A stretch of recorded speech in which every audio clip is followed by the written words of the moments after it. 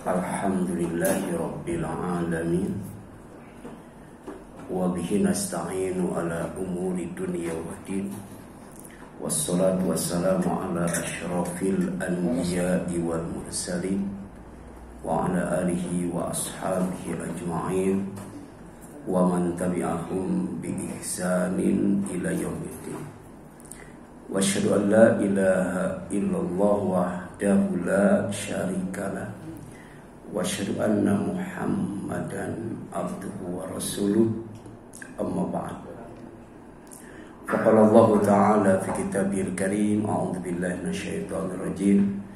Ya ayyuhalladzina amanu taqullaha haqqa tuqatih wa la tamutunna illa wa antum muslimun.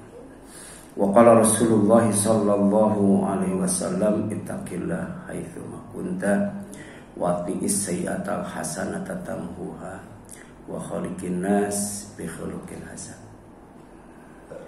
Puji dan syukur kita panjatkan kepada Allah SWT yang masih menghadirkan kita di majelis yang terbaik, yaitu Masjid Babut Taqwa, dan kemudian majelis ilmu, majelis yang Allah menjanjikan kemudahan menempuh perjalanan menuju surga yang dijanjikan olehnya. Dan perjalanan hidup kita sampai hari ini baru di alam dunia. Jadi sebelumnya di alam rahim, sebelumnya di alam ruh, ya.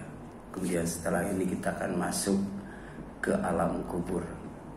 Setelah alam kubur kemudian alam mahsyar, dan alam yang terakhir adalah surga atau neraka. Bagi orang yang beriman, ya, dan beramal soleh, insya Allah, ya, alam terakhir, ya, dalam menempuh perjalanan hidup adalah surga. Sedangkan orang yang tidak beriman dan tidak beramal soleh, maka perjalanan terakhirnya itu akan nyampe di alam neraka. Berbicara tentang alam kubur, itu dalam kamus bahasa Arab Mu'jam Al-Wasit, kubur itu dimaknai sebagai al-makan yudfa'nu fihi al-mayyit. Di kubur itu tempat mayit ditanam. Kenapa ditanam? Sebab pada manusia itu ada ajbu dzanbi. Ajbu dzanbi itu ekor ajaib. Maka dari ekor ajaiblah manusia oleh Allah kan dikembalikan utuh, seperti semula, dan kemudian lengkap dengan sidik jarinya. Dan ini salah satu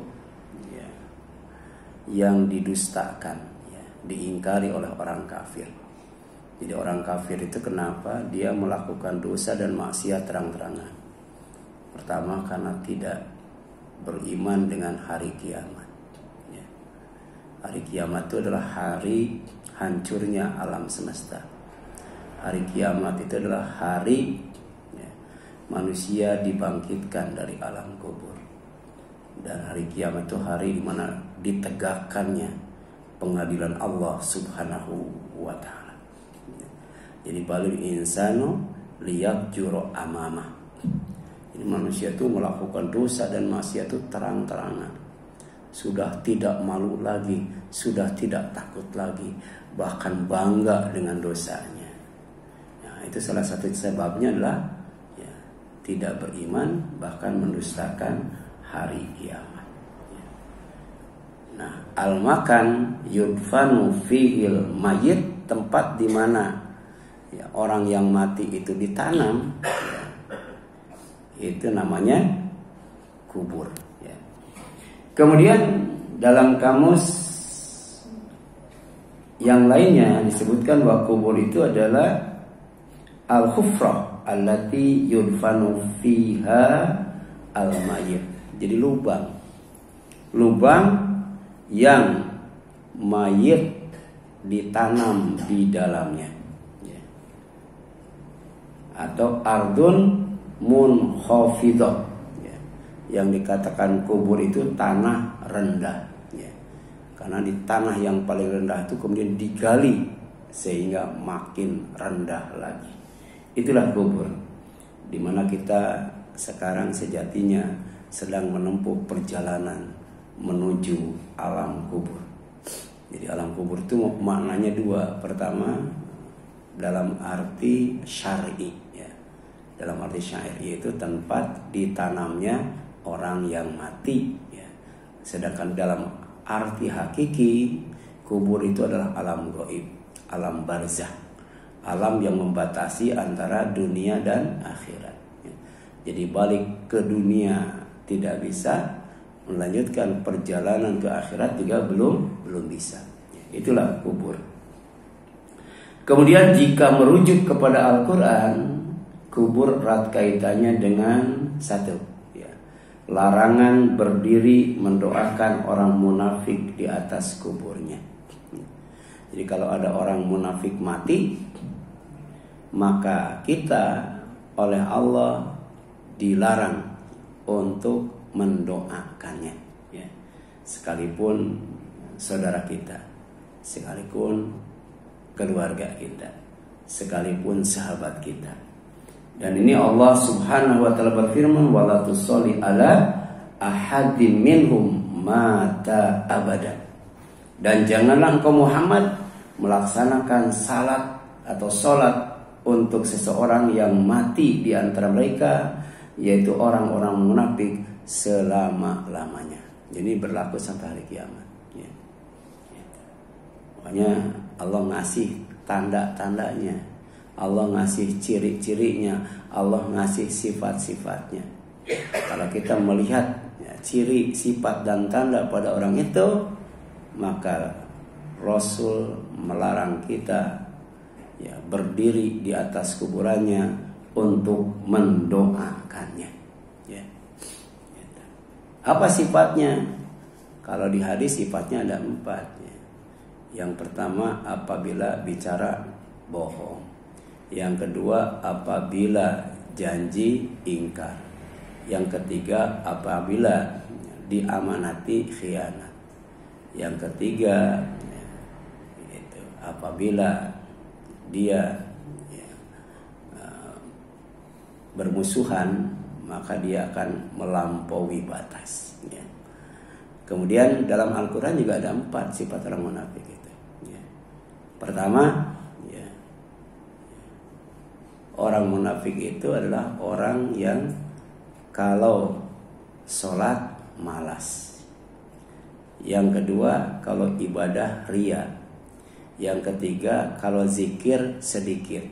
Yang keempat, ya, dia punya anggapan Allah itu bisa ditipu, ya. Ya. Jadi Allah tahu, ya. Wa minan nasi ma yaqulu amanah billahi wa bil apa? Wal yaumil akhir wa ma hum bimu'minin. Ya. Jadi di antara manusia ada yang mengatakan kami beriman kepada Allah dan hari akhir. Kata Allah, sebenarnya mereka bukan orang yang beriman, ya. Jadi omongannya bohong, lisannya tidak sesuai dengan hatinya. Oleh karena itu kata Allah, wala takum ala qabrihi, ya, dan janganlah engkau berdiri mendoakan di atas kuburan. Innahum kafaru billahi wa rasulihi wa matu wa hum fasikun. Karena mereka dulunya adalah orang kafir kepada Allah dan Rasulnya. Kelihatannya iman kepada Allah dan Rasulnya, padahal sebenarnya tidak. Bahkan wa matu, saat mereka mati, wahum fasikun, mati dalam keadaan fasik, ya. Melanggar perintah Allah Subhanahu wa ta'ala. Dan ini juga secara implisit, kalau kita mengantarkan jenazah ke kuburan, sebelum kita meninggalkannya, kita berdiri sebentar, ya, untuk mendoakan saudara kita yang baru selesai dikubur. Supaya apa? Supaya bisa menjawab pertanyaan malaikat munkar dan nakir. Ya. Ya. Jadi diminta supaya dosanya diampuni, kemudian langkahnya dimantapkan. Ya. Karena tadi kuburan itu adalah salah satu tempat persinggahan ya, akhirat. Ya. Jadi sebelum ke akhirat itu singgah dulu di alam kubur. Kemudian melanjutkan perjalanan yang sangat jauh, panjang dan lama. Ya, jadi minta ya, kepada Allah supaya ya, jenazah yang baru saja dikubur itu ya, diampuni dosanya dan dimantapkan langkahnya. Tapi kalau orang kafir kepada Allah, kafir kepada Rasulnya, bahkan mati dalam keadaan fasik ya, atau dalam istilah yang Allah sebutkan itu orang munafik ya, kita tidak boleh mendoakannya, berdiri di atas kuburannya.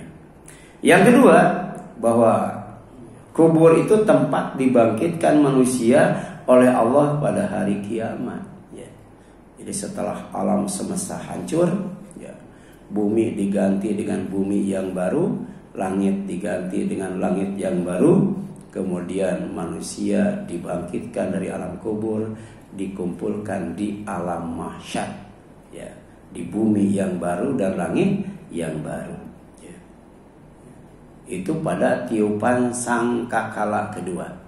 Jadi tiupan sangkakala pertama itu alam semesta hancur. Tiupan sangkakala kedua, semua manusia yang ada di alam kubur ya, dibangkitkan kembali ya, disuruh bangun ya, untuk menuju alam mahsyar. Wa anna sa'ata atiyah la raiba fiha, dan sesungguhnya hari kiamat itu pasti datang dan tidak ada keraguan padanya. Kapan datangnya Rasul tidak tahu, tapi Rasul tahu tanda-tandanya. Di antaranya apabila orang-orang bodoh itu mengurusi kepentingan umum, sebenarnya dia tidak mampu jadi pemimpin, tapi kemudian dia bisa jadi pemimpin ya. Nah itu tanda kiamat ya. Wa anallah yab'atsu man fil kubur, dan sesungguhnya Allah itu akan membangkitkan manusia ya, siapapun yang ada di dalam kubur. Makanya baik yang dikubur di tanah ya, baik yang kubur di atas batu, baik yang dikubur di atas pohon, baik yang dikubur di laut, baik yang dikuburnya itu ditelan binatang buas, itu nanti semuanya akan dibangkitkan oleh Allah pada hari kiamat ya. Jadi bukan berarti orang yang tidak dikubur di Budi Dharma dia tidak punya kuburan, punya ya, gitu. Kemudian yang ketiga ya, kubur itu tempat tidur ya, sampai dibangunkan pada hari kiamat dengan suatu tiupan atau teriakan. Jadi ada tiupan, ada teriakan yang sangat keras sekali, saking kerasnya bisa membangunkan orang yang sedang tidur di alam kubur. Makanya kuburan itu disebut tempat tidur. Bahasa Al-Qur'annya marqad ya. Memba'atsana min marqadina. Siapa yang telah membangunkan kami dari tempat tidur kami ya. Nah, ini tidur yang paling lama di alam kubur ya. Jadi kalau di dunia kurang tidur karena dipakai qiyamul lail, jangan takut. Nanti Allah kasih tidur yang lama gitu, ya. Gitu. Iya. Karena tidur itu termasuk istirahat ya, paling enak ya. Paling enak. Dalam suasana tenang ya, suasana adem itu bisa tidur itu, ya. Nah, ini dijelaskan dalam Al-Qur'an. Qalu ya wailana man ba'atsana min marqadina hadza ma wa'ada rahman wa sadaqal mursalu ya. Ini bagi yang suka baca surat Yasin ya, itu harusnya hafal ya. bahwa kubur itu tidak hanya dimaknai sebagai tempat secara syar'i, tapi juga dimaknai sebagai tempat secara hakiki, ya. Bukan hanya ya lubang saja, tapi juga tempat tidur, ya.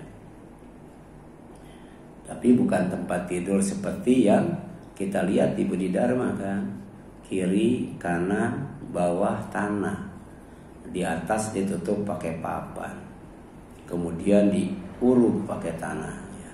Itu namanya madfan, ya. Tempat ditanam manusia, ya. Tapi kuburan yang hakiki adalah markot. Apa markot itu? Tempat tidur, ya. Tempat tidur, ya. Jadi mereka berkata, itu orang kafir, ya, dia menyesal. Celakalah kami, siapakah yang membangkitkan kami dari tempat tidur kami? Inilah yang dijanjikan Allah yang Maha Pengasih, dan benarlah Rasul-Rasulnya, ya. Tapi keyakinan dan keimanan pada waktu di alam kubur, pada saat kiamat, tidak ada manfaatnya, ya. La yanfa'ul ladzina kafaru imanuhum. Hari kiamat itu hari di mana tidak akan bermanfaat, ya. Siapa? Orang kafir. Apanya? Imannya. Jadi iman itu sekarang, ya. Kalau ketika sakratul maut sudah tidak wajib lagi beriman, apalagi ketika di alam kubur, apalagi pada saat dibangunkan dari tidur panjang. Walaupun mereka mengatakan apa? Hadza ma wa'adan rahman wa sadaqal mursalun, enggak ada manfaatnya tuh, ya. Kalau di dunia, iman bisa menghapus dosa, iman bisa mengangkat derajat, iman itu bisa mencegah dari perbuatan dosa dan maksiat, dan iman itu bisa bikin hati lembut, bisa bikin apa? Ilmu bertambah, amal juga meningkat, dan kemudian ikhlas dalam beribadah dan beramal saleh. Jadi in kanat ila sayhatan wahidah fa idahum jami'ul ladaina muhdharun. Jadi orang yang tidur di alam kubur itu bangun dengan cepat dan serempak, ya, dihadirkan di alam mahsyar dengan satu kali tiupan, tapi menghasilkan suara yang sangat dahsyat sehingga ya bisa bangun. Jadi ada dua faktor, dua hal yang bisa membangunkan orang tidur di alam kubur. Yang pertama adalah tiupan sangkakala malaikat Israfil. Yang kedua, ya, keluarga yang paling dicintainya, ya. Sebab kita mendoakan ketika sholat jenazah itu, ya, minta digantikan rumahnya dengan rumah yang lebih baik. Minta digantikan istri atau suaminya dengan istri dan suami yang lebih baik. Minta digantikan ya apa? Keluarganya dengan keluarga yang lebih baik. Bahkan minta dimasukkan ke dalam surga, minta dijaga dari neraka. Rugi kalau kita meninggal tidak disolatin, apalagi doa itu terlewat, ya. Sampai ada sahabat ingin kalau saya yang jadi mayitnya kan, saking mantapnya doanya, ya, gitu. Ya, makanya usahakan. Dan alhamdulillah, ya, kita sudah berapa kali pertemuan oleh Ustaz Samsir Usman, ya, membahas tentang fikih jenazah, ya, fikih yang berkaitan dengan jenazah. Di antaranya ada kaitannya dengan ya kuburan. Kemudian yang keempat, ya, kubur itu tempat yang akan dibongkar pada hari kiamat dan dikeluarkan penghuninya serta ditumpahkan isi hatinya. Ya. Kan ada kuburan ya yang berjalan. Ada kuburan yang berjalan kan enggak? Apa kuburan yang berjalan? Ikan, di mana di dalamnya ada Nabi apa? Nabi Yunus. Ya. Jadi suatu saat, ya, kemudian ikan itu merapat ke pantai, kemudian Nabi Yunus dimuntahkan, ya. Ya, karena dia menyadari, ya, sebagai dai itu tidak boleh meninggalkan umatnya, ya. Gitu. Dia dikembalikan lagi, ya. Itu kuburan yang berjalan, ya. Kemudian di sini jelaskan, ya, bahwa wa idal kuburu bu'thirat, apabila kuburan itu dibongkar, ya, afala ya'lamu idza bu'thira ma fil kubur, maka tidakkah dia mengetahui apabila apa yang ada di dalam kubur dikeluarkan, bahkan wa hussila ma fis sudur, dan apa yang tersimpan di dalam dada ditumpahkan, ya. Jadi dibongkar tuh rahasia hati itu, ya. Kalau sekarang tidak ada yang tahu rahasia hati kita, apakah penuh dengan kedengkian, kebencian, dendam, ya, iri dan sebagainya, atau penuh dengan rasa cinta, rasa kasih, rasa sayang. Dibongkar nanti tuh, ya, dibongkar. Di mana? Di kuburan dibongkarnya tuh, ya. Jadi kuburan dibongkar, kemudian isi hatinya ditumpahkan Allah SWT, ya. Jadi tidak ada lagi, ya, rahasiaan, ya. Gitu. Kalau misalnya ada itu orang, ya, kalau di depan orangnya, ya, dia panggil Ustadz Abdul Somad, ya. Tapi kalau di belakang orangnya si Somad tuh, si Somad. Di depannya kelihatan hormat, tapi di belakangnya enggak. Nah, itu dibongkar nanti yang seperti itu, ya. Kemudian yang kelima, ya, jadi jika merujuk kepada Al-Quran, ternyata kubur itu tempat pemutus rakus, tempat pemutus tamak, tempat pemutus serakah, penyebab manusia abai dan lalai dari ibadah, ya, abai dan lalai dari taat, serta kemudian menyebabkan lupa akhirat, ya. Makanya dalam Al-Quran disebutkan alhaakumut takatsur hatta zurtumul maqabir, bermegah-megahan telah melalaikan kalian. Jadi di dunia tuh menumpuk-numpuk, ya, harta, menumpuk-numpuk tahta, bahkan menumpuk-numpuk wanita, ya. Tapi begitu masuk ke alam kubur, ya, sifat itu sirna, hilang, ya. Makanya sampai kamu masuk ke dalam kubur, ya. Jadi ziarah kubur itu ada dua makna. Pertama, mengunjungi kubur.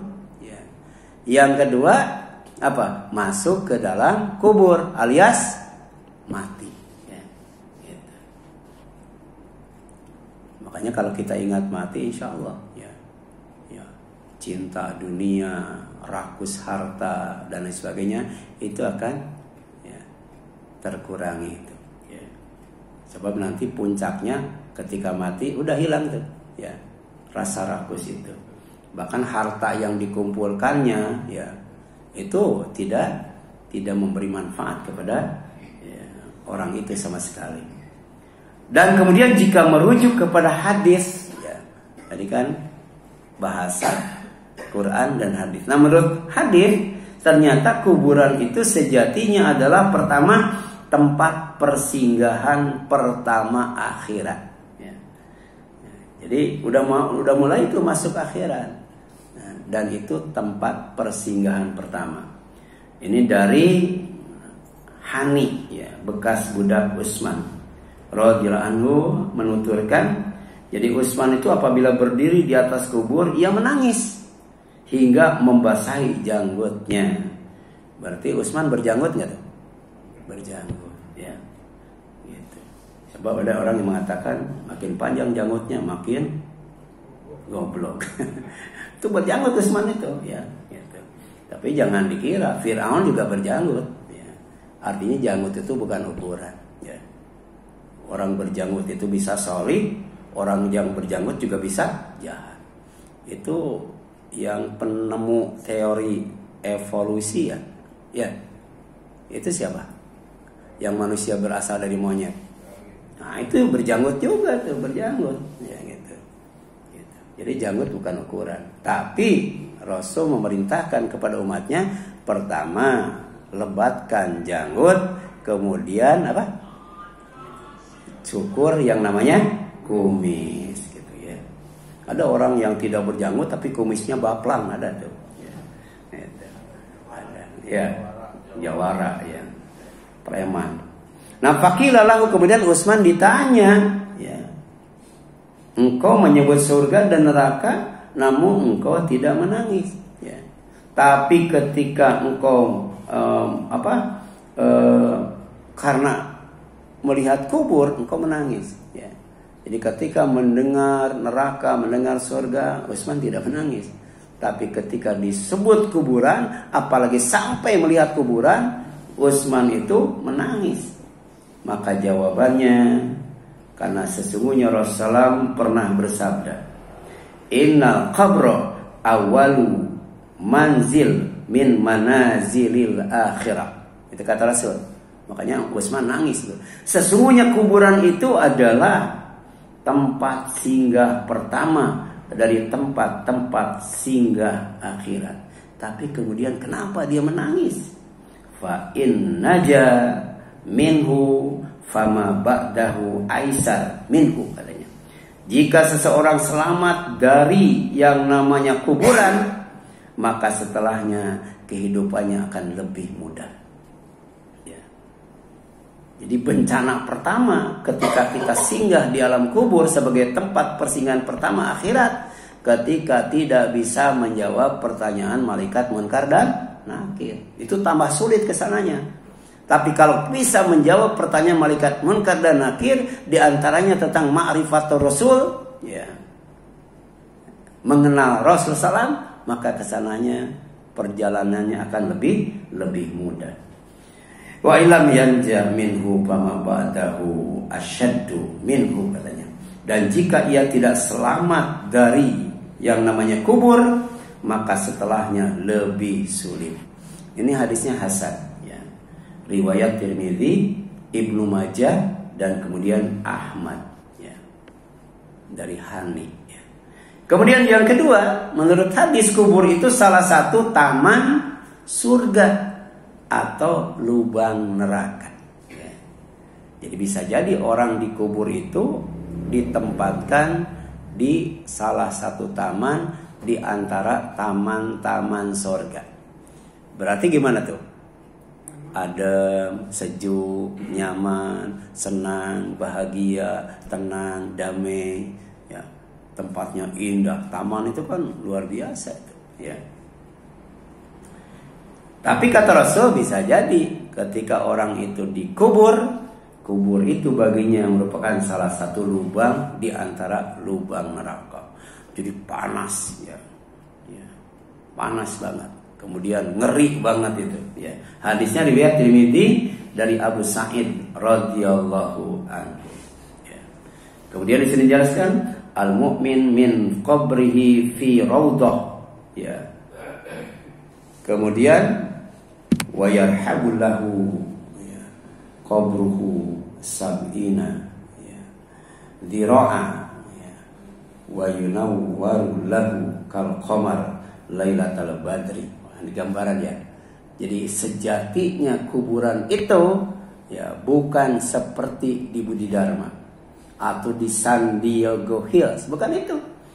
Jadi orang mukmin di dalam kuburannya, di dalam taman dan kuburannya diluaskan untuknya, ya.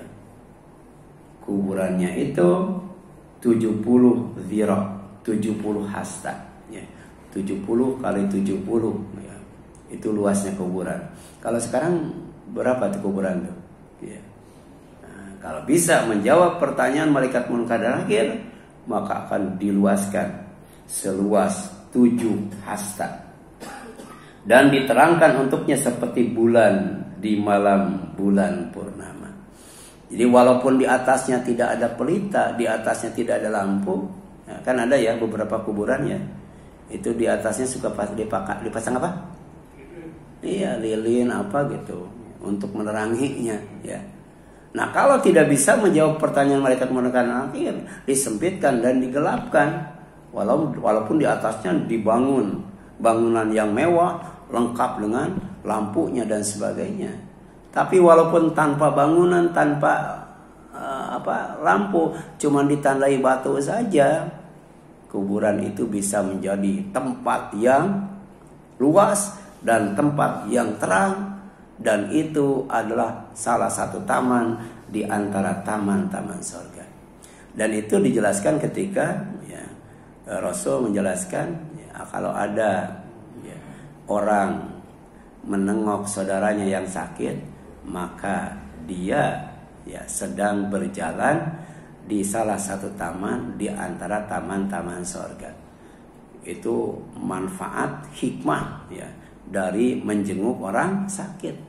Tapi ketika makan, maka pahalanya cuma makanan itu doang.